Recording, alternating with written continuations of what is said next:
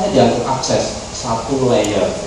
Itu yang menurut Juniper paling ideal untuk data center. Kenapa? Kebayang kan kalau satu switch performanya bagus nggak? Bagus sekali. Sebelum ke slide berikutnya, saya ingin memperkenalkan Juniper. Kalau nggak kenal nggak sayang. Secara produk Juniper cukup simpel. Mungkin dibandingkan kompetitor lain, A, B, C, D, Juniper itu boleh dikatakan new kid on the block. Kenapa? Kita ada itu tahun berapa? Tahun 96. Kemudian produk kita juga nggak terlalu banyak. Produk kita itu Juniper, itu produknya cuma router saat itu. Dan masalahnya router Juniper itu lebih banyak digunakan di service provider. Kenapa? Karena historinya Juniper itu sebetulnya si foundernya Juniper itu dia lebih ke orang riset ilmuwan, namanya Pradip, ya kan? Dia bikin satu prototipe itu router yang cukup bagus atau perangkat network yang bagus itu seperti ini, kurang lebih seperti itu. Dia coba menjual idenya ke Cisco. Kan riset itu biasanya kan duitnya terbatas, mereka harus cari kerjasama gitu kan. Dia coba menjual idenya Cisco, tapi somehow saat itu tahun 95-an atau 94 Cisco mengatakan, sorry Pradip, saya kurang tertarik karena saya punya roadmap sendiri. Oke, Pradip gak apa-apa. Kemudian Pradip sama teman-temannya bikin satu perusahaan namanya Juniper dengan masih bikin prototipe itu, tapi nggak ada, karena nggak punya uang, dia nggak bisa bikin apa, secara skala industri dia nggak bisa. Ternyata saat itu ada satu service provider terbesar di US tahun 95, namanya UUNet. UUNet itu ya udah Pradip atau Juniper, saya kasih uang, tolong dong bikinkan router spesifik buat saya untuk internet koneksi, ya kan, dengan desain kamu. Nah, itu 1 tahun sekitar tahun 96 Juniper mengeluarkan satu produk namanya M40 yang pakai cuma UUNet. Dan UUNet cukup happy gitu. UUNet kemudian diakuisisi jadi siapa? AT&T ya. AT&T. Nah, cikal bakalnya Juniper itu dari situ. Makanya AT&T banyak sekali pakai Juniper. Dan sebetulnya Juniper harus berterima kasih pada fenomena internet bubbles. Pernah dengar nama internet bubbles? Internet bubbles itu fenomena di mana internet itu growth-nya itu seperti apa? Seperti balon yang ditiup, cepet banget, itu kan? Kenapa seperti itu? Banyak service provider yang pakai Juniper, yang pertama. Yang kedua, evolusi di dunia service provider, di dunia telecommunication company, seperti Telkom lah, kemudian seperti Indosat. Selama ini interkoneksi mereka untuk antar kota itu menggunakan teknologi yang berbasiskan di PDM. Pernah dengar? E1, E3, ya kan? Nah, Juniper terbantu mereka mulai migrasi ke Ke IT base. Mereka pakai internet yang IP. Kemudian ada teknologi MPLS. Juniper sangat terbantu dengan fenomena itu. Makanya Juniper lebih banyak digunakan di service provider. Secara produk Juniper cukup simpel. Ada tiga pilar: routers, security, dan switch. Seperti itu. Router dari yang paling kecil sampai yang paling besar. Nah, di Indonesia ada nggak sih yang pakai? Terus banyak sekali. Tapi kok jarang dengar ya dia. Karena lebih banyak dipakai service provider. Kita punya T-series router yang throughputnya itu sampai tera. Yang pakai siapa? Kalau Bapak connect ke internet, ya kan, itu kan connect ke ISP connect ke NAP, ya kan. Nah, NAP itu banyak sekali menggunakan T-series, network access point, connect ke tier 1 T-series. Kemudian security itu Juniper, security-nya itu bukan cuma firewall, dari firewall, IPS, kemudian SSL VPN. Yang terbaru kita punya yang namanya Mykonos, pernah dengar? Web Application Firewall, belum pernah dengar ya. Jadi kita punya firewall khusus web.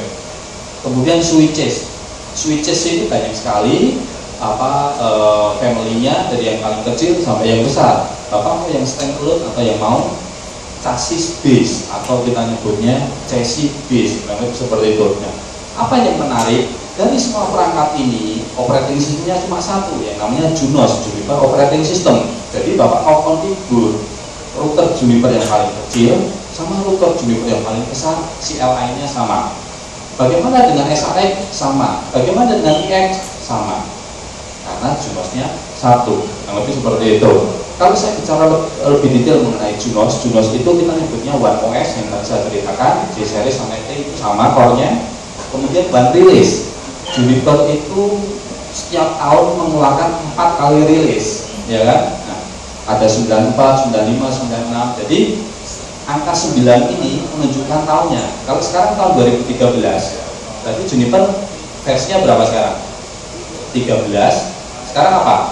Quarter yang pertama kan 13.1 pasti seperti itu. Oke. Yang ketiga menariknya Junos ini apa? Junos itu based on FreeBSD. Jadi teman-teman di dunia pendidikan di kampus saya yakin senangnya ngoprek kan FreeBSD. Jadi sama. Bahkan kita di salah satu universitas teknologi mereka itu cukup unik. Mereka pakai Junos. Jadi kita punya Junos itu bisa running di PC. Namanya Olive, Popeye, seller, ya kan? Nah, Olive. Jadi saya kalau punya core-nya Olive, kita jalanin di PC jalan. Mereka routernya untuk mainan pakai seperti itu. Nah, ini apa? Menariknya modular. Modular itu seperti Microsoft Windows Service. Jadi kalau saya mau matikan antivirus, saya cari servicesnya antivirus. Kalau saya mau matikan SNMP-nya di Juniper, saya matikan SNMP-nya. Saya mau matikan routingnya, saya matikan routingnya. Kalau ada masalah di daemon itu atau services itu, kita nggak perlu restart komputer routernya, tapi kita restart servicesnya. Itu yang cukup menarik. Oke?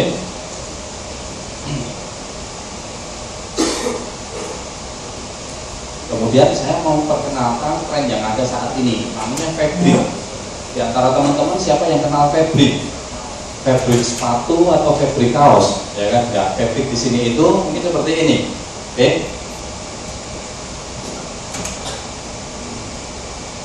Oke.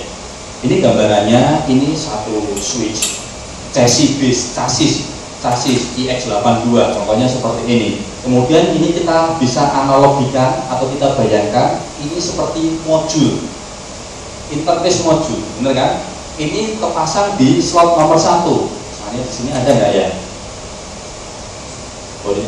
Ini mungkin pakai Juniper yang seri C. Ini kan ada beberapa modul nih, 1, 2, 3, 4, 5, 6. Kurang lebih seperti ini. Ini modul nomor 1, ini nomor berapa? Sebetulnya antar modul itu di belakangnya itu ada interkoneksi, benar nggak? Kalau nggak ada interkoneksi, contohnya saya pasang PC di sini, yang satunya lagi di sini. Kalau nggak ada interkoneksi, gimana mau mapping? Gimana mau interkoneksi? Benar nggak? Nah, interkoneksi antar modul itu yang kita kenal secara awam namanya apa? Backplane. Pernah nggak namanya? Pakai Juniper aja, backplane-nya bagus, gede. Nah, ini yang disebut backplane itu sebetulnya tadi interkoneksi antar modul atau antar port itu disebut backplane. Tapi terminologi yang benar sebetulnya itu nyebutnya Fabric. Backplane boleh nggak nyebut, ya udah nggak apa-apa, backplane benar kok. Tapi yang lebih tepat itu kita nyebutnya Fabric. Nah, seperti itu. Oke. Nah, kemudian kalau saya punya seperti ini, sebetulnya saya punya satu yang namanya supervisor engine atau routing engine, di mana kita tempat untuk nyolok konsol. Konsol itu kita colok di mana? Di supervisor engine atau di routing engine. Dia yang akan mengkonfigur modul-modul yang terpasang di chassis switch. Lebih seperti itu. Nah, pertanyaannya, suatu saat kalau saya punya itu contohnya itu 6 slot, ada kemungkinan nggak dia itu penuh? Kalau saya butuh slot tambahan lagi, dipasang di mana? Ya itu senangnya Juniper kan, ya mas ya beli satu chassis lagi lah, dipasangin 1 slot buat PO lagi. Pak Dedi yang paling senang karena itu seperti itu kan. Tapi itu kan nggak scalable namanya, benar nggak? Jadi ada batasannya, karena seperti ini. Kalau kita slotnya penuh, saya mau tambah lagi ya tambah 1 chassis lagi, ya kan? Nah,